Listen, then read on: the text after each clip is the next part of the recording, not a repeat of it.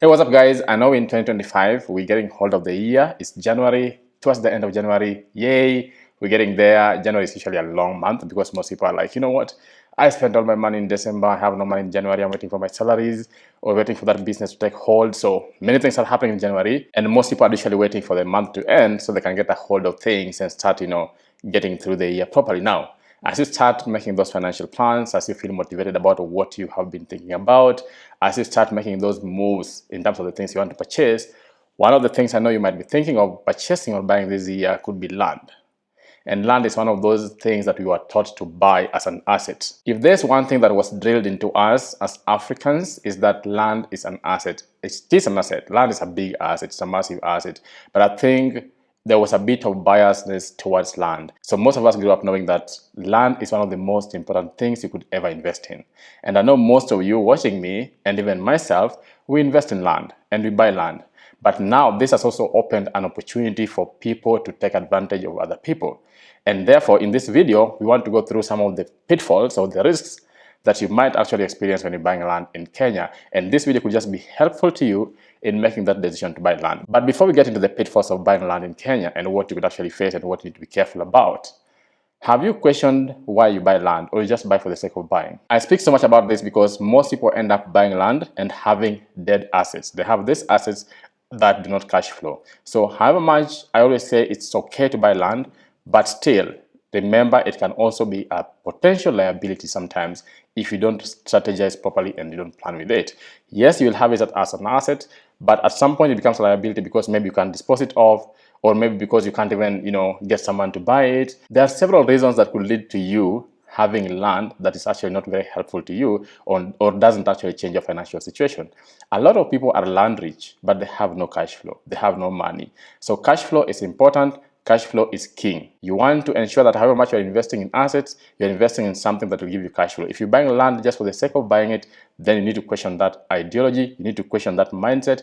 If it was just drilled into you that you need to buy loads and loads of land in different parts of the country without a clear plan on how you want to utilize this land, then you're going to end up in the same hole that most of our parents did end up with, the land that is sitting there, no cash flow, no money in the bank, they are retired. So our parents end up having very high responsibilities at an old age. They have low income potential. Yeah, of course, your age is advancing, and therefore you can't really move at the same speed with the world. And that means that you don't have the same potential to make money. And then you have health problems. At that time, you need cash flow, you need money. And then that's the time you also need to make sure that your life is running normally. Because what you save for is your future. You want to secure your future. You want to be sure that you are secure in the future. So most of our parents are in that future that they were securing, and they're not in a position to actually enjoy the wealth that they made. Why? Because they invested so much in dead assets. Now, there are good assets, like land, for instance, good asset, but it's not cash flowing. So you have to either find a way to dispose it. I've spoken to so many people who are trying to dispose of land at a time when they need the cash flow, they need the money, but they don't get buyers at the same time. Or land becomes, it becomes an issue because you get many things revolving around the land issue. So also, as you buy land, especially young people, think about the ideology of buying land. Why are you buying that land? What is the strategy? What's the plan with that land? How will it actually improve your cash flow? How will it improve your situation? But of course, if you feel that you want to secure it for, let's say, appreciation purposes, then you have to be very clear on that and know that this is for appreciation purposes, and get to a point whereby you sell it off so you can use that cash flow to generate more income. As usual, this kind of Money Matters, we talk about the money mindset, how to make that money, how to enjoy that money, how to manage that money, how to invest that money, and how to assure yourself of a lifetime of income, basically financial freedom. So this is like the shocking truth about buying land in Kenya. People talk about them sometimes, but people actually don't clearly tell you these pitfalls before you go into buying land. So one shocking truth about buying land in Kenya is land fraud. Land fraud is a proper business for many people because there's a big opportunity, and because most of us are buying land because it's something drilled into us to buy land. Land fraud has become one of those big things, big opportunities for fraudsters. So they have known where to get into, they have known where to get these papers, they have known how to forge these papers, they have known how to sell land that doesn't belong to them. So land fraud encompasses, using forged documents, people selling land that they don't own, people actually having access to some institutions to be able to actually present you with papers that are not original, but still originally coming from the right institutions. So land fraud is a big thing. And if you're buying land, please do your due diligence 1 time, 2 times, 3 times to be sure that you're not actually dealing with fraudulent people. So there are so many ways in which you can look at land fraud. There are so many ways, be it forged documents, be it people selling land they don't own, be it people just, getting real documents on top of another document, be it people selling land that has other issues, be it people selling land that shouldn't be sold, be it people selling land in the wrong places. There's so much around land fraud. So please, if you're going to buy land, make sure you do your due diligence and you don't fall into any of these categories of land fraud. There is so much around fraud. There are even title deeds that are fraudulent and they seem real. They even come from the right places in the country, but they are still not real. So if you don't do your proper search, if you don't involve the right people, which I'll mention at the end of the video, then you know you're going to fall a victim to one of these people. That's the first thing. The second thing, and the second shocking truth, is land disputes. So most of the time you'll find that there will be some land disputes happening somewhere, but one of the person goes and sells that land. Now, when there is a land dispute, or let's say ancestral lands, or let's say historical lands, you go and buy a land that has disputes on it, you're going to be falling a victim to this racket. Anytime there's any dispute, there's any issues, there's any outstanding issue with any land, do not buy that land. It's very important that you know that that issue is completely resolved and there's clear ownership of that land before you buy it. Land disputes will never end. They will take you in circles. You'll end up spending so much money later. You'll end up dealing with so many people and you will never get that land in the end. You will waste so much money, so much time, so much energy in something that you shouldn't have participated in the first place. So land disputes, avoid them as much as you can. And this happens a lot even in the Coast Province.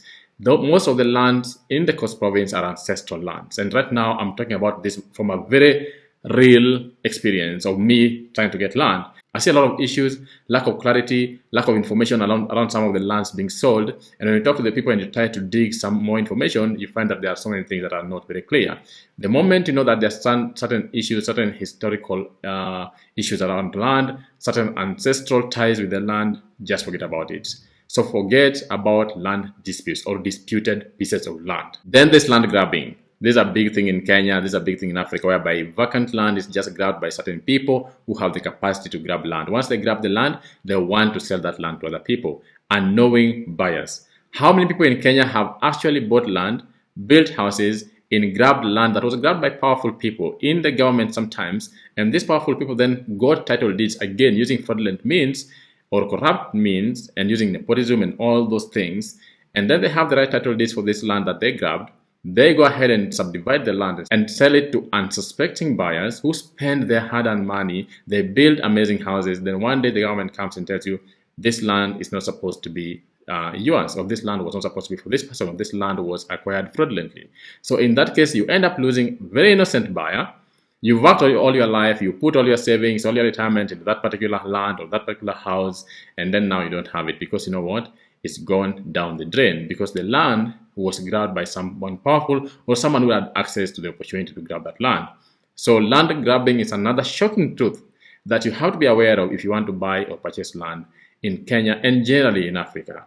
If there is any rumor or any issue or any doubt in your mind that that land could have been grabbed or that land belongs to public facilities or the government, please do your due diligence and don't buy that land.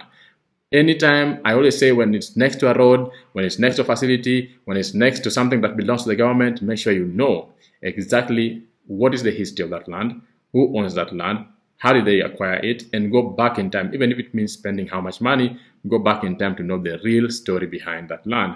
Don't just get someone selling you pieces of land and just buy it. Then the next one is on incomplete documentation. Now, land as a whole usually requires lots of documentation. You need to have all surveys, you need to have all the papers required, like the ownership, you need to have the succession papers, you need to have everything about the ownership of the land, the history of the land, the transfer of the land, and how it's moved hands, from time immemorial up to that point where you want to buy the land. But sometimes when you go buying land, you find that there are some incomplete documentation that you don't find.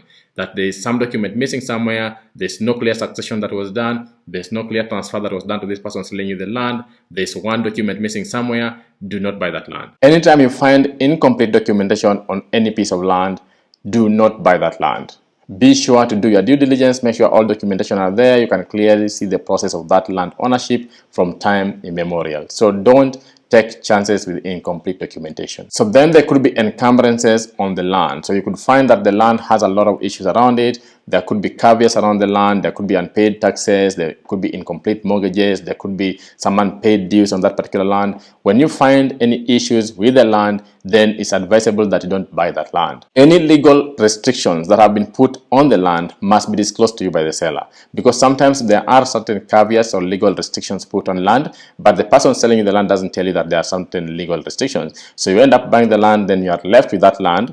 You can't sell it, you can't dispose it, and then now you have to deal with all the legal issues that they were having. So anytime there are legal issues with the land, please do not buy that land, and make sure you do your due diligence to find out if there are any encumbrances on that particular land, any unpaid dues, any unpaid taxes, any government dues that needs to be paid on that particular land. Make sure that they are paid, that they are up to date, and that they are clear. Then the other one is just lack of due diligence. Kenyans rush into things because of this idea of wanting to own land. We all rush into trying to own land. You want to impress yourself, you want to impress your parents, you want to impress the people around you, how much land you own, how good you are at investing. You rush into owning a piece of land, and then what happens? You end up pouring money into a pit hole. Why? Because you haven't done your due diligence. Most Kenyans don't do their due diligence. That's why a lot of Kenyans lose money. You have to do your due diligence when it comes to land purchase. You have to make sure that you verify the ownership of that land. You go through the documentation like I mentioned. You know if there are any encumbrances on the land like I just mentioned. You know the history of that particular land. You know everything that pertains to that particular piece of land that you want to buy. Spend your time, do your searches, have the right people, have the right contacts, go to the right offices, and make sure you have information about the land that you want to buy. Don't just rush into it because you are ready and motivated to have land. You will end up losing your hard-earned cash for no reason. So make sure you do your due diligence. This is the most important bit.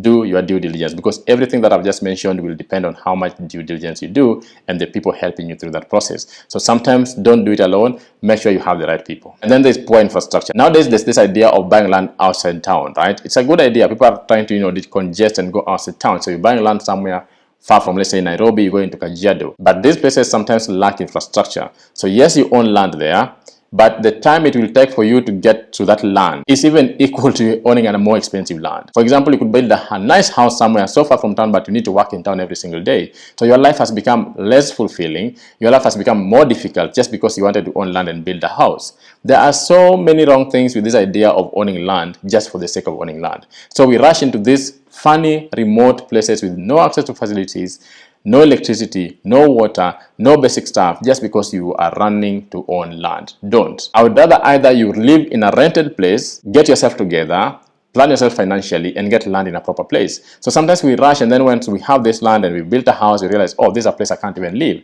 It's too far from town. I need to wake up at 3 a.m. in the morning. Your children need to go to school to a normal place where people are going to school, so they have to also wake up very early. This ends up impacting their mental health, ends up impacting your mental health, ends up impacting your relationships, basically with your family. It's a lot of things that we don't consider. So sometimes you go and live very far away from town. You start waking up very early with your children to make it to your work or to just get things done on a normal daily routine. It becomes very difficult. It becomes a chore just getting to certain facilities. It becomes a chore just getting water, getting electricity, getting some of the things that you need in your life just because you want to own land. Poor infrastructure is a big thing. It's a shocking truth. People go owning land just because they want to own land, but they do not own anything else. They have now spoiled their relationships. You've taken a loan, you have to pay that loan. Now you put children to live in some place that is so far off. They have to wake up early. It's messing them up. These are things that we must consider when we're buying land. Do you want to live there? If it's a place you want to build a home, do you want to live there? If it's a place you want to invest, are there investment opportunities that's coming up there? Are there schools? Are there, roads? Are there things that people will need? Because people need access to facilities. People need access to healthcare, to normal roads, to electricity, to water, just basic stuff. So if you go and own a land somewhere and build your own house or a residential house, and then you can't access any of the things that actually matter, then what have you done? You basically put money in a dead asset. So this idea of rushing to own land for the sake of owning land also is not very helpful sometimes when you end up having land that is not in any way beneficial to you. So make sure you are owning land in a place that if you want to build a house, you can live there. You have access to things that you need in your life. If you want to build a residential house, you have certain things that people who will rent those houses will need. Then we have environmental issues. So some people buy land in, let's say, riverbanks, riparian lands. You buy land in a place whereby you haven't known this the water retention of the area. You haven't known how the place is in terms of like slopes, erosion, flooding, environmental factors that could affect you. You go buy land very fast, you build your house, then one day you realize this place was actually a flooding area. I've seen so many beautiful houses built in swamps without people knowing. These environmental factors can end up impacting you and making you lose millions of money because you might not be able to live in a place when it is flooding. For example, Nairobi, we've seen that it's prone to flooding. For instance, Runda, which is a very high estate, very high-end estate, had proper flooding last time. People have massive, amazing houses. You put millions and millions of money, but now you can't even access your house during the rainy season because it's all flooded. Why? Because there was no due diligence done. People would have known these things if you did your due diligence before you bought that land.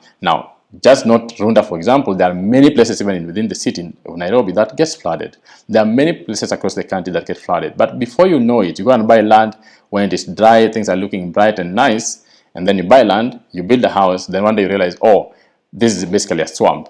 And then you end up losing millions of money. So make sure you're aware of the environmental factors before you buy any land. So like I said, these are some of the things that you want to consider before you buy a land. But I also want to say that, for you to do this process, you have to have the right people in your corner to advise you. Don't rush into the process. Hire the right legal team to help you through this process. Make sure you do your searches. Make sure you go to the right institutions and the right officers, even though they are sometimes corrupt as well. But make sure you do your part as the person buying the land. Make sure you verify the person selling the land. What's their identity? How do they own the land? Are they part of that process? Don't be just sold the land by anyone, by any broker out there. Make sure you understand the zoning regulations. Make sure you understand the environment in which you're buying land. Just do proper due diligence. I hope that's been helpful, and I hope you'll be very careful when buying land as you plan your finances this year. Until next time, I'm out.